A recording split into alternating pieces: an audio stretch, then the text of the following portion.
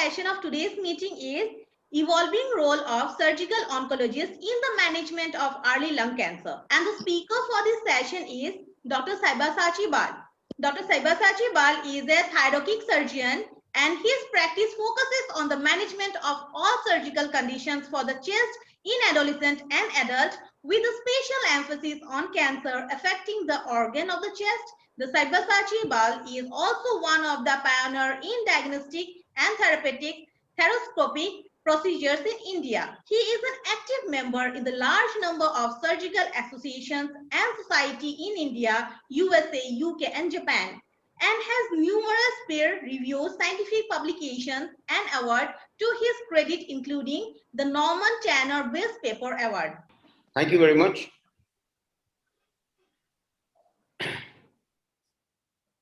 I think it's afternoon now, so good afternoon, everyone. And I thank Professor Advani and Professor Gopinath for giving me this opportunity. And we are going to talk about, I was supposed to talk about the evolving role of the surgical oncologists in management of early lung cancer. I think that issue is more or less settled. I mean, given slightly different viewpoints from our radiation oncologists. So I'm going to talk about the role of surgical oncologists in the management of lung cancer per se. And the role of, we all know the role of surgeons in lung cancer treatment has been limited till date because of the small number of early stage or operable lung tumors. Things are, however, likely to change because of the introduction of screening, or where screening is not feasible or difficult or not applicable, by introducing criteria-based surveillance through increased awareness programs. So individual doctors can actually use those criteria to order investigations for their patients. So the recent data from the American Cancer Society demonstrate that there has been a drop of about 2.2% in overall cancer mortality. And it has been attributed largely to advancements in lung cancer treatment. The last few decades also witnessed significant positive changes in the management in all domains of non-small cell lung cancer. And with the adoption of lung cancer screening in US and in other countries, the incidence of early stage lung cancer detected has been on the rise. So much so that the management of screened lung nodules has become a science unto itself. And certainly the surgeon has an important role to play. What else has changed? We also have witnessed advancements in the principles of oncological resection for early stage cancers. Though lobectomy remains the treatment of choice for solid tumors with high risk characteristics, we are seeing an increased trend towards sublobar resection or parenchyma preservation, and the introduction of minimally invasive surgical approaches to lung resection has made surgical treatment more appealing to patients. So the aim of the discussion today, I think, is to elaborate about the advancements in early detection, the surgical treatment of lung cancer that led to improved lung cancer survival from a thoracic surgeon's perspective, and the role of the surgeon in salvage surgery and in molecular profiling of lung cancer. Following the results of the LCAP trial, there were two randomized controlled trials that changed the way we diagnose lung cancer today. The National Lung Screening Trial, which was a landmark study, and the Nelson trial, which demonstrated that CT scanning decreased lung cancer specific mortality by 26% in men and up to 61% in women. So with increased screening, it is requiring specialized expertise to determine the best algorithm to manage the findings on an individual basis, which means that if a patient has certain findings on the CT scanning, then how are we going to develop a surgical approach to it? Which patients are we going to investigate? Which patients are we going to observe? And so on and so forth. So the key to determining the best management option requires an aggressive pulmonologist and a conservative thoracic surgeon, which means that the pulmonologist or the screening physician should have a low threshold to refer the patient to a thoracic surgeon for a possible intervention. On the other hand, the thoracic surgeon should look thoroughly into the nodule characteristics and its progression over time before recommending an intervention to avoid unnecessary interventions. And therefore, shared decision-making with the multidisciplinary team approach is an integral part of our practice. Everybody knows about this, and we don't need to elaborate very much on this. I think the important thing to understand is that certain operable lung cancers and early lung cancers can also now be treated definitively by radiotherapy, including stereotactic ablative radiotherapy, or SABR as we know it. And although NCCN says that surgical resection is the standard of care for stage 1 to 3A, B, selected cases of 3AB lung cancer, I think that there is going to be a certain amount of debate on this, especially because there isn't really very hard evidence comparing surgical results to radiation therapy results. So what is the role of surgeons in optimal management of early stage lung cancer? It could be appropriate diagnosis, staging of the tumor or disease, the pathological staging pre-surgery versus post-surgery, the type of surgical resection, the post-operative assessment by pathology, and biomarker analysis and adjuvant therapy post-resection, which should be done in a multidisciplinary team approach. We all know about the tools for pre-surgical optimal staging of lung cancer. Mediastinoscopy was the gold standard for staging in lung cancer. It's a major invasive procedure and has largely been replaced by EBUS along with EUS as the initial choice for staging in lung cancer. Mediastinoscopy does have a certain role, and thorough preoperative staging should be performed by a thoracic surgeon participating in multidisciplinary clinics. It shouldn't be individual sort of approach to each patient. In addition, I mean, currently the trend in this country is that whoever gets the patient decides basically the treatment, and I think that should really be subjugated. Apart from doing the usual investigations, which we all know about, including the PET-CT, histological mediastinal node assessment with endobronchial ultrasound, when is invasive mediastinal staging indicated? I think we should forget about all this. The important thing is, if clinical suspicion of N2 involvement remains high even after a negative EBUS or EUS, then surgical staging with mediastinoscopy should be done. The surgical resection methods of early lung cancer are known to you all. Lobectomy remains the standard of care as of now. It can be done by various methods: an open operation, a VATS lobectomy, or a robotic-assisted lobectomy. But there is an increasing interest in sublobar resections, segmentectomies, wedge resection, and to preserve as much parenchyma as possible, where sleeve pneumonectomy has largely replaced pneumonectomy.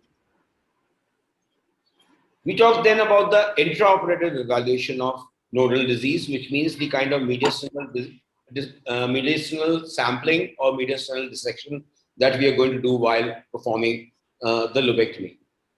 So there is, classically in India and in most countries abroad, initially mediastinal dissection was supposed to be the gold standard.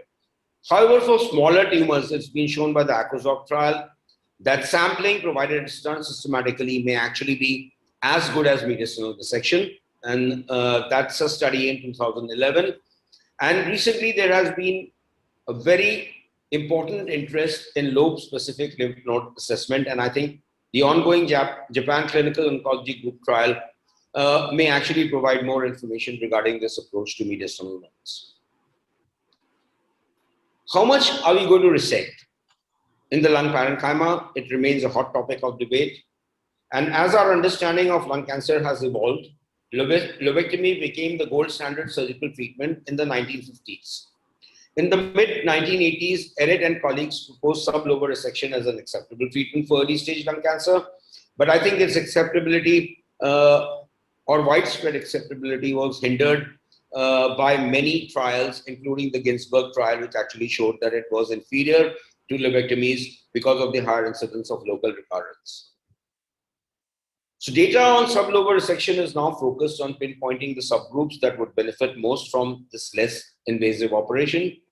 Many authors have demonstrated acceptable long-term survival and local recurrence rates of the sublobar resections for small, that is less than 2 centimeters, and peripheral node-negative lung cancer. Studies have also focused on determining the optimal resection margin, and I think it's agreed that the ideal recommended margin is greater than the diameter of the lesion being removed.